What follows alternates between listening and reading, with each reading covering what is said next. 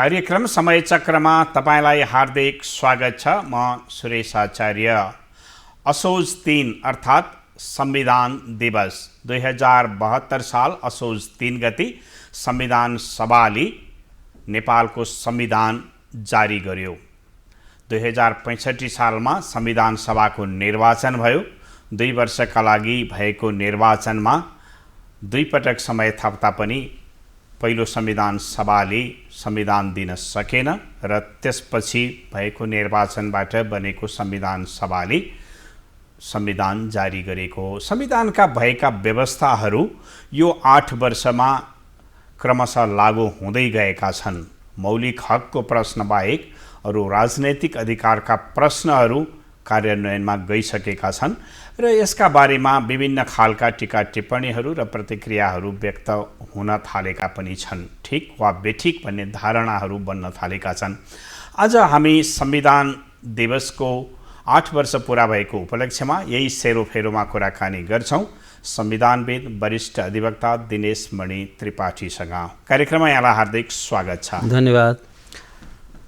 संविधानको समग्रताको कार्यान्वयन भन्यो भने तपाईको टिप्पणी के हुन्छ? अब यस्तो छ, संविधान आफैमा सेल्फ एजुकेटिङ दस्तावेज होइन।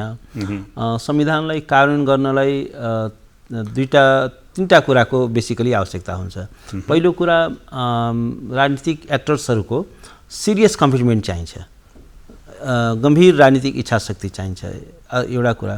अर्को कुरा संविधानलाई एउटा फुल इम्प्लिमेन्टेसनमा लैजानका लागि कतिपय कानुनहरू बनाउनु, लिगल फ्रेमवर्क या लेजिस्लेटिभ फ्रेमवर्क तयार गर्नुपर्ने हुन्छ।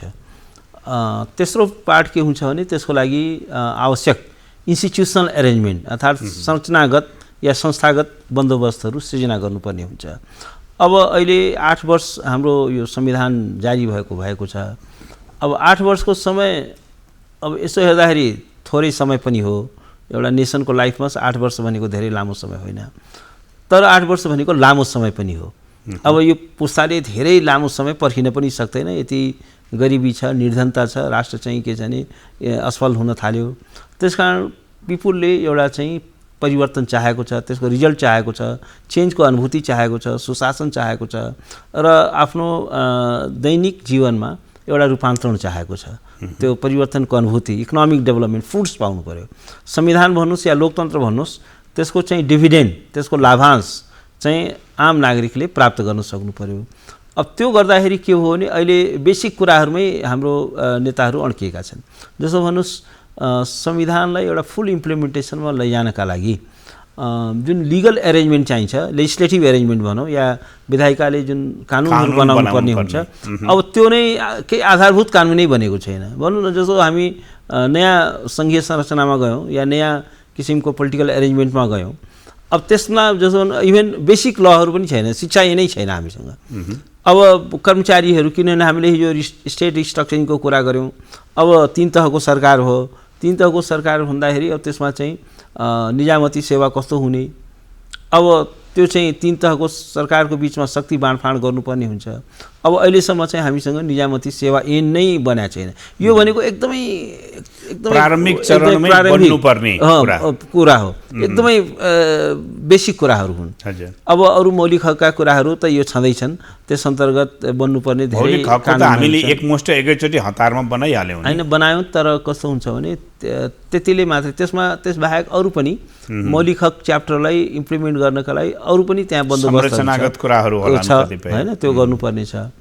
त्यसकारण के हो भने अरू यस्ता तमाम कानुनी संरचनाहरू बन्नुपर्ने छ, त्यो बनेको छैन। तपाईँले भन्नुभयो नि सुरुमा पोलिटिकल विल पावर, यो 8 वर्षमा त्यो नदेखिएको हो। यी कामका लागि तपाईँले जे भन्नुभयो, शिक्षाका कुरा, निजामती ऐनका कुरा, अरू अथवा मौलिक अधिकार सम्बन्धी कुरा, अब होइन यसो के देखियो भने यो अब समग्रमा संविधानले राजनीतिक इच्छाशक्तिको एउटा सबैभन्दा ठुलो यसको कन्टेस्ट के छ भने यो संविधानले एउटा न्यू सोसियो पोलिटिकल अर्डर, नयाँ प्रणालीलाई विकसित गर्न खोज्यो होइन। अब तदनुरूप त्यो संविधानको भ्यालु सिस्टमलाई आत्मसात गरेर अब त्यसलाई जुन यथार्थमा रूपान्तरित गर्नका लागि जुन एउटा हिमालयन विल चाहिन्छ नि, यो गम्भीर राजनीतिक इच्छाशक्ति चाहिन्छ। अब त्यो चाहिँ हाम्रा राजनीतिकहरूमा छैन र उहाँहरूले के छ भने यो संविधानलाई तोडमरोड कसरी गर्न सकिन्छ, व्याख्या कसरी गर्न सकिन्छ, आफ्नो सुविधाअनुसार कसरी त्यसलाई हाइजेक गर्न सकिन्छ। अब जस्तो भनौँ न, पार्लियामेन्ट, हामीले पार्लियामेन्ट डेमोक्रेसी भन्यो। अब पहिलो संसदको दुईचोटि विघटन भयो भन्दाखेरि के छ भने यो एउटा संसदीय प्रणालीको एउटा आत्मालाई नै हामीले आत्मसात नगरे जस्तै हो।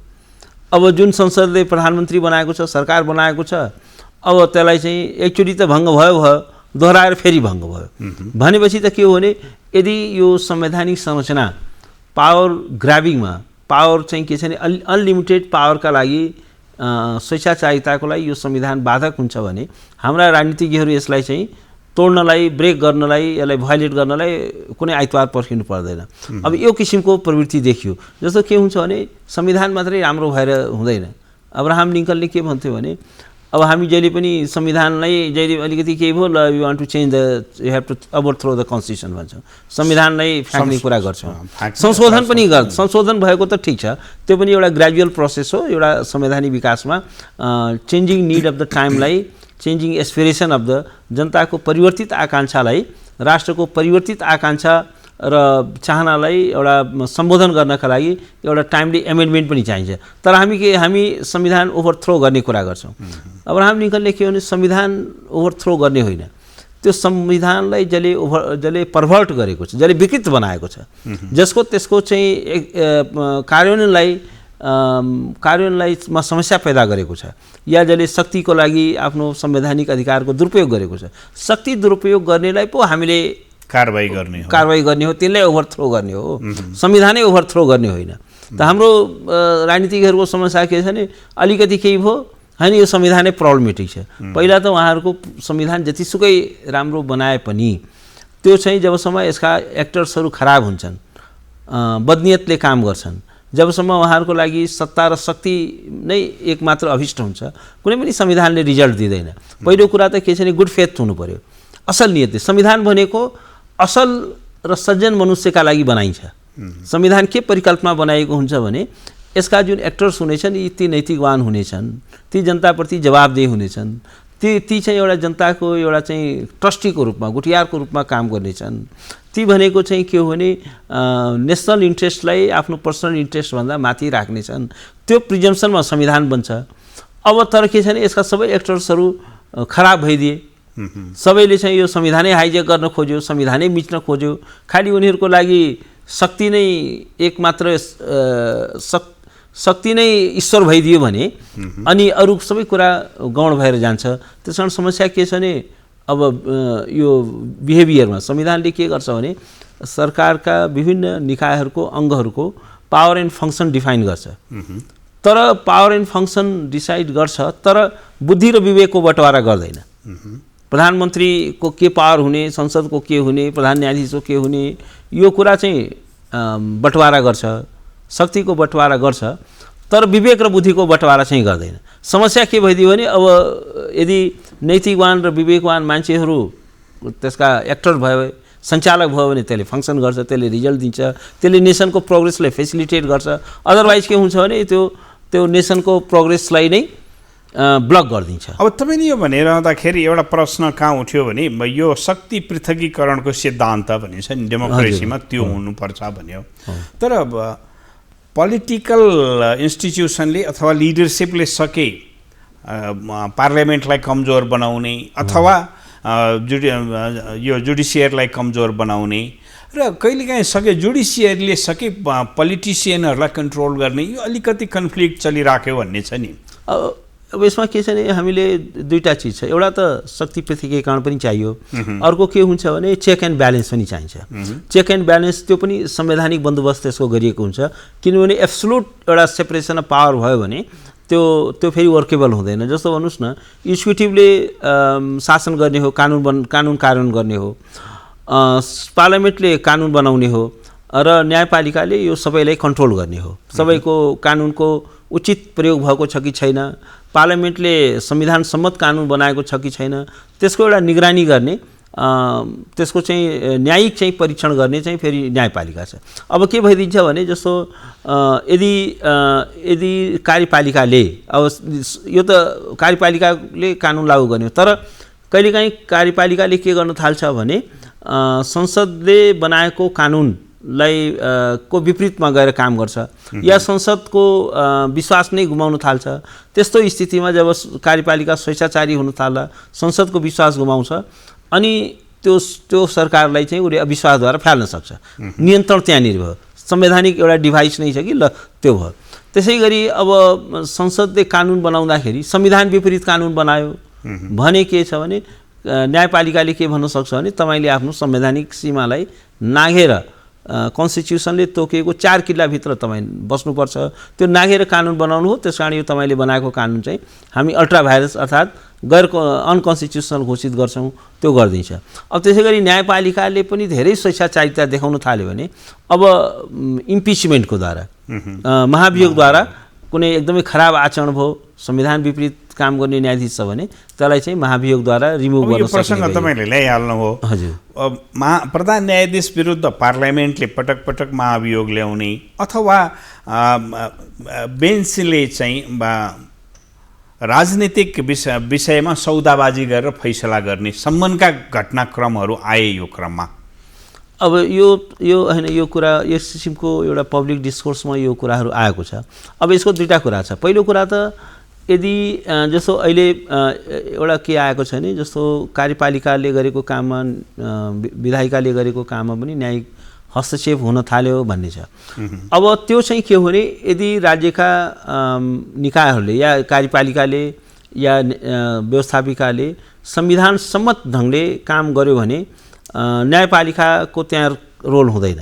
तर यदि संवैधानिक सीमालाई नाघेर गऱ्यो भने अफकोर्स, किनभने त्यसको चाहिँ एउटा चाहिँ परीक्षण गर्ने, एउटा न्यायिक परीक्षण गर्ने, त्यो संविधान सम्मत छ कि छैन, कि कानुन सम्मत छ कि छैन, स्वेच्छाचारी हो कि बदनियतपूर्ण तरिकाले काम गरिरहेको छ, त्यो कारणले अब न्यायपालिकाले त्यसको चाहिँ निगरानी गर्छ। जस्तो अब कहिलेकाहीँ न्यायपालिकालाई एकदमै विवादमा पनि ल्याइन्छ। जस्तो न्यायपालिकाले जब संसद विघटनलाई बदर गरिदियो, प्रधानमन्त्रीको जुन सिफारिस थियो त्यो सिफारिसलाई बदर गर्यो, त्यसलाई सदर गर्यो, अनि त्यसमाथि पोलिटिकल एट्याक्सहरू भयो। तर वास्तवमा त्यहाँ चाहिँ न्यायपालिकाले त्यो आफ्नो संवैधानिक सीमाभित्रै रहेर काम गरेको छ। किनभने संविधानको अध्ययन गर्दाखेरि न्यायपालिकाले के निष्कर्ष निकाल्यो भने यसमा संविधानका सीमाहरू चाहिँ मिचिएका छन्, त्यो एउटा कन्टेस्ट हो। तर कहिलेकाहीँ के हुन्छ भने अब नामै किटेर भन्दाखेरि अब योभन्दा अगाडिको त्यो पनि भन्दा अगाडिको भनौँ न चोलेन्ज शमशेरजीले उहाँले अलिकति चाहिँ अब मन्त्रीमा समेत आफ्नो मान्छे राख्न लगाउनु भयो। अब अलिकति चाहिँ उहाँले फैसला गर्दाखेरि त्यो सौदाबाजी गर्नुभएको भन्ने कुराहरू पनि बाहिरियो र त्यो बाहिरिएपछि अब बार र बेन्चको बिचमा एउटा कन्फ्लिक्ट भयो, उहाँको बिचमा कन्फ्लिक्ट हो। अन्ततोगत्वा बडो असम्मानित ढङ्गले चाहिँ उहाँ चाहिँ बाहिरिनुपर्ने स्थिति आयो भन्दाखेरि त्यो अब कहिलेकाहीँ के छ भने हामी एउटा कन्स्टिट्युसनल डेमोक्रेसीको अहिले प्राइमेरी स्टेजमा छौँ। अब एउटा कन्स्टिट्युसनल कल्चर डेभलप भइसकेको छैन, त्यसलाई हामीले एडप्ट गरिसकेका छैनौँ। त्यसो भए तपाईँले अहिले भन्दै गरेको कुरा चाहिँ तपाईँकै भाषामा समस्या संविधानको होइन, संविधान पालना गराउने एक्टरहरूको चाहिँ समस्या हो यो। अब लार्जली म के भन्छु भने एक्टर्स आर रेस्पोन्सिबल अहिलेको व्यथितिको लागि। संविधान पनि के हुन्छ भने संविधानलाई म किन धेरै दोष दिन्न भने संविधानलाई त ठिकै छ, एकदम साँच्चीकै कहीँ जेन्युन प्रब्लम दिइरहेको छ भने संविधानले अफकोर्स इट क्यान बी एमेन्डेड, त्यसलाई संशोधन गर्न सकिन्छ। तर अब एउटा 5 जनाको समूहले होइन यो संविधानको यो प्रावधान खराब छ, यो खराब छ भनेर संविधान संशोधन हुँदैन। यदि कसैले यदि संविधानको प्रावधानका प्रति कुनै राजनीतिक दल असन्तुष्ट छ भने उसले 2/3 ल्याउने हिम्मत पनि गर्न सक्नुपर्छ, अनि बल्ल संविधान संशोधन हुन्छ। किनभने संविधान भनेको it's a will of the people हो। आम जनताको चाहिँ के छ भने आकाङ्क्षाको प्रतिबिम्ब हो। अथवा एउटा राजनीतिक सहमति बनाएर पनि जान सक्छ। अब सहमति गर्दा पनि अब 2/3 त चाहियो हैन। 2/3 भएन भने र त्यसमा पनि के हुन्छ भने संविधानका कतिपय प्रावधानहरू यस्ता पनि छन् जो 2/3 आए पनि त्यो चाहिँ एमेन्डेबल हुँदैनन्, किनभने त्यसलाई बेसिक फिचर भनिन्छ, संविधानको आत्मा भनिन्छ। अब हरेक संविधानको एउटा आत्मा र मुटु हुन्छ, जुन कुरा झिकिदिने हो नि त्यो संविधान रहँदैन। जब अहिलेको संविधानमै तपाईँ अब बाली मताधिकारी झिकिदिनु हो, अब चाहिँ के छ भने राष्ट्रपतिलाई तपाईँले महाराजधिराज फलाना भनेर अहिले रामचन्द्र पौडेलजीलाई होइन, उहाँलाई राष्ट्रपति किनभने उहाँलाई नै महाराजधिराज घोषित गरौँ भन्नु हो। रिपब्लिकनलाई तपाईँ मोनार्किकल बनाउन सक्नुहुन्न। तपाईँले इन्डिपेन्डेन्स अफ जुडिसियरीलाई त्यो संविधानबाट 2/3 भए पनि के 3/4 भए पनि या 100% भए पनि त्यसलाई तपाईँले एमेन्ड गर्न पाउनुहुन्न। त्यसै गरी संविधानका यी जुन आधारभूत संरचनाहरू छन्, आवधिक निर्वाचनको कुरा छ, त्यसलाई एमेन्ड गर्न पाउनुहुन्न। जनतामा निहित जुन सार्वभौम सत्ता छ यो पनि ल संशोधन गरौँ कसैले भन्ला, इट इज नट पोसिबल। त्यो चाहिँ के छ भने 2/3 भए पनि संविधानका केही जुन पर्पेचुअल भ्यालुजहरू छन् जो चाहिँ एकदम शाश्वत मूल्य र मान्यतामा, संविधान एउटा शाश्वत मूल्य र मान्यतामा टिकेको हुन्छ। लोकतन्त्र भयो, विधिको शासन भयो, नागरिक अधिकार भयो, यो सबै के छ भने यो आधारभूत मूल्य र मान्यता हुन् जसको पिलर जो कि पिलर हो संविधानको, त्यो मूल्य र मान्यतामा एउटा भ्यालु सिस्टमलाई संविधानले संस्थागत गर्न खोजेको हुन्छ। त्यस कारण के हुन्छ भने अब त्यो भ्यालु सिस्टमै तपाईँले हाइजेक गर्न थाल्नु हो, संविधानलाई सबभर्ट गर्न थाल्नु हो भने संविधानले त्यो अनुमति दिँदैन। संविधानले आफ्नो आत्महत्याको बन्दोबस्त गरेको छैन। There is no harakiri. संविधानले हाराकिरीको बन्दोबस्त गरेको छैन, आत्महत्याको बन्दोबस्त गरेको छैन। संविधान छ भनेपछि इट हैज टु सर्भाइभ। च्यालेन्जेसहरू आउँछन्, केही प्रावधानहरू साँच्चीकै एउटा नेसनको प्रोग्रेसको लागि बाधक छ भने, कुनै राजनीतिक दललाई त्यो प्रावधानले समस्या दिएको छ भन्ने कारणले संविधान संशोधन हुँदैन। नेसनको प्रोग्रेसलाई या आम नागरिकको अधिकारमा कहीँ बाधा उपस्थित गर्दछ, त्यस्तो स्थितिमा मात्रै संविधान संशोधन गर्न मिल्छ। अदरवाइज तर अब अहिलेको अभ्यासका यो 8 वर्षको अभ्यासको कुरा गऱ्यो भने हामीले 2टा निर्वाचन गऱ्यौँ यो संविधान अन्तर्गत र राजनीतिक संरचना हेर्दाखेरि 3 तहको संरचना संविधानले कल्पना गर्यो र त्यो अनुसार फङ्सन भइराखेको छ। तर यो बिचमा टिप्पणीहरू आउन थाले, हामीलाई 3 तहको संरचनाको आवश्यक थिएन, संघीयताका नाममा हामीले 3 तह बनायौँ, त्यही संघीयता 2 तहको मात्रै पनि चल्न सक्थ्यो भन्ने टिप्पणी पनि आयो।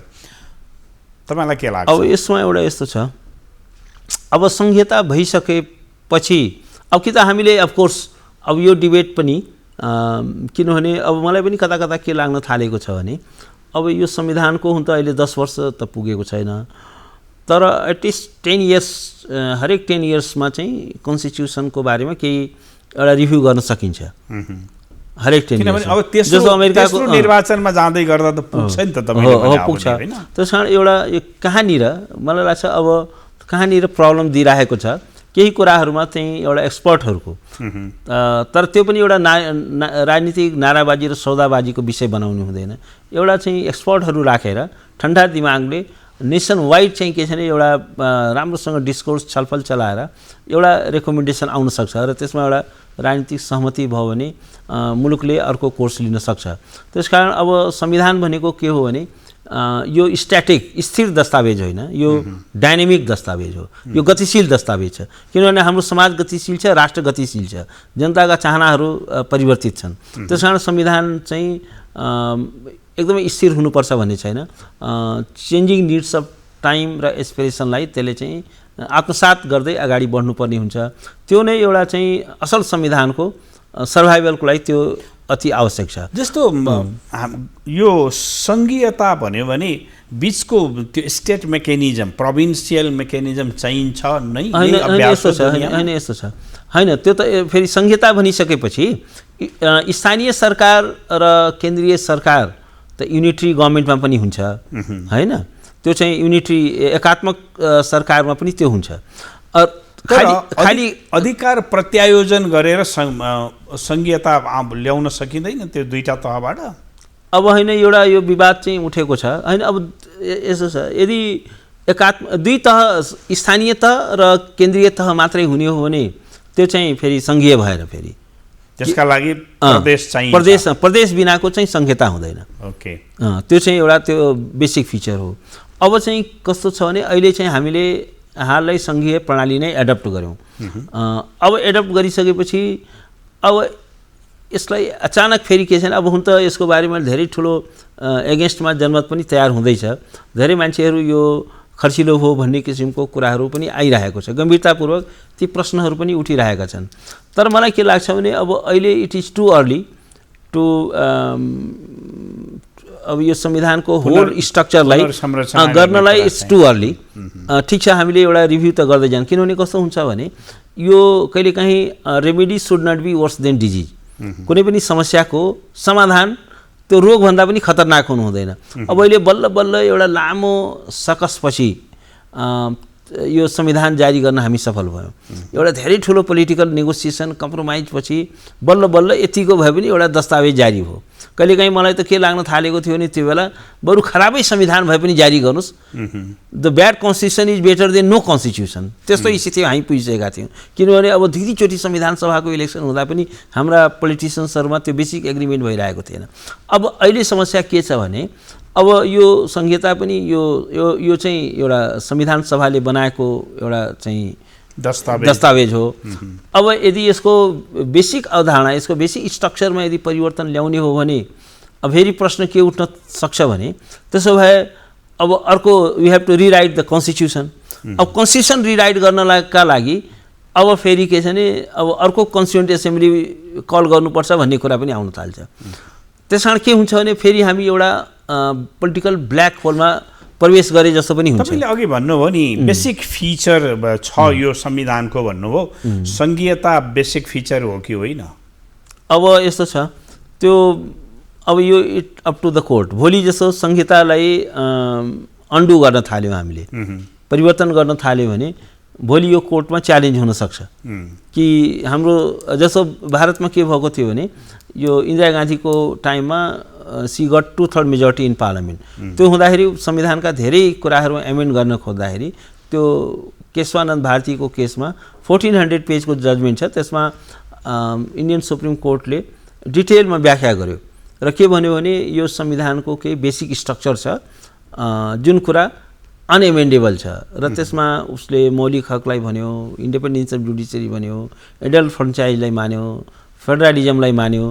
अब हाम्रो संविधानमा अब संहिता, किनभने यस्तो छ कि संहिता भनेको एउटा मात्रै धारा संशोधन गरेर संहिता संशोधन हुँदैन। संविधानका हरेक धारामा कहीँ न कहीँ त्यो संहिता घुसेको छ। किनभने सूची अलग 3टा सूची छ। फेरि के छ भने यो कन्करेन्ट जुरिडिक्सन पनि छ, त्यसमा केन्द्रीय, प्रादेशिक र केन्द्रीय 3टै सरकारको बाँडफाँडको कुरा पनि छ, स्थानीय सरकारको कुरा पनि छ। त्यसपछि तपाईँ के छ भने इभेन अब भन्नुहोस् न अहिले अप्पर हाउसको इलेक्सन गर्दाखेरि फेरि तलबाट पनि आउनु पर्यो, प्रदेशबाट पनि आउनु पर्यो भन्दाखेरि एउटा कुरा झिक्छु भनेर संहिता मात्रै एउटा धारालाई तपाईँले एमेन्ड गरेर संहिता झिकिँदैन। Then we have to write entirely new constitution. किनभने यो संहिताको कुरो कस्तो छ भने एकदमै फेरि प्रियाम्बलदेखि लिएर सारा चाहिँ त्यो अन्तिमसम्म जहाँ अनुसूचीमा पुग्दासम्म संहिता छ। ओके, अब हामीसँग समय अलिक कम छ, तर मैले एउटा विषय प्रवेश गराउन चाहिँ क्विक अलिक त्यसलाई जवाफ दिनु होला।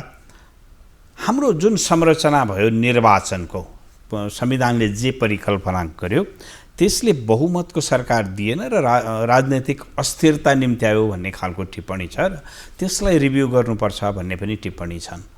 के भन्नु? अब होइन, त्यो मलाई लाग्छ अब एउटा सिरियस उसमा हामी पुगिसक्यौँ, किनभने दुईवटा इलेक्सन हो, दुईटै हाम्रो चाहिँ मेजोरिटी आएन। अब अहिले यो रोग सल्केर फेरि प्रादेशिक सरकारमा पनि पुगेको छ। अब एउटा के हो भने यो सरकार बन्ने बिगर्ने हर्स ट्रेडिङ हुने अब यो किसिमको राजनीति सुरु भयो। अब यो चाहिँ एउटा एकदमै डेन्जरस छ।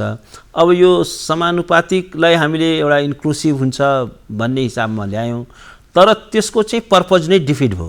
किनभने समानुपातिकमा कुनै त्यो इन्क्लुजनको लागि त्यसको प्रयोग हुँदाखेरि त्यो हास्यास्पद भयो।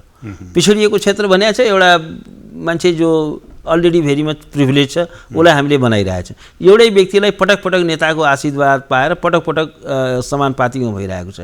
अब पछडिएको वर्ग समुदायको पनि जस्तो हुन दलित ल्याउनु पर्यो, जनजाति ल्याउनु पर्यो या महिला नै ल्याउनु पर्यो भने त्यसमा चाहिँ के छ भने जुन साँच्चीकै त्यो वर्गभित्र पनि सीमान्तीकृत हुन्छ नि, दलितमा पनि के छ भने अब काठमाडौँमा बस्ने दलित भन्दा पनि जुन साँच्चीकै जुन समस्यामा छन्, गरिबीमा छन्, अब प्रिभिलेज्ड मान्छेलाई मन्त्रीको छोरालाई दलितको नाममा ल्याउनु जरुरी छैन, सांसदको छोरालाई दलितको नाममा ल्याउनु जरुरी छैन, जनजातिको नाममा पनि ल्याउनु जरुरी छैन। महिलाहरू पार्टीको लिडरसिपमा पुग्छ तर कोटा चाहिँ दलितबाट सांसद बन्छ, किनभने जो अलरेडी प्रिभिलेज छ त्यसको उद्देश्य के हो भने जो साँच्चीकै प्रतिनिधित्व हुन सक्दैन, जो साँच्चीकै मार्जिनलाइज छ, त्यसकारण त्यो कम्युनिटीभित्र पनि जो मोस्ट मार्जिनलाइज छ र प्रिभिलेजलाई हामी के गर्छौँ भने त्यसभित्रको प्रिभिलेजलाई ल्याउँछौँ।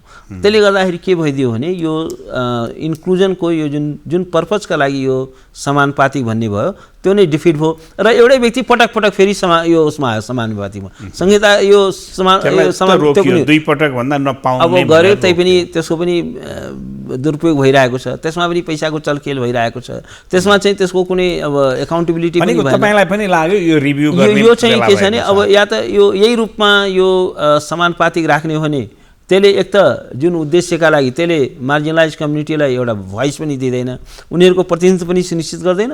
अर्को कुरा के छ भने यसमा धेरै आर्थिक चलखेल पनि भयो, पैसा किनबेचको राजनीति पनि भयो र यसले राजनीतिक स्थिरता पनि दिएन भनेपछि त अब मेरो विचारमा यसको बारेमा त एउटा गम्भीरतापूर्वक विचार गर्नुपर्ने बेला आएको छ। यसलाई चाहिँ एकदमै कि त परिष्कार गरेर यसको दुरुपयोगलाई हामीले रोक्न सक्नु पर्यो। अर्को कुरा के हो भने अब इन्क्लुजनै हो भने पनि अब यसलाई कि त अब एउटा छुट्याउनु पर्यो, ल यहाँ यो क्षेत्रबाट प्रत्यक्षको निर्वाचन चाहिँ महिलाले मात्रै लड्न पाउने भयो भने जो जिते पनि त एउटा महिला जित्ला नि।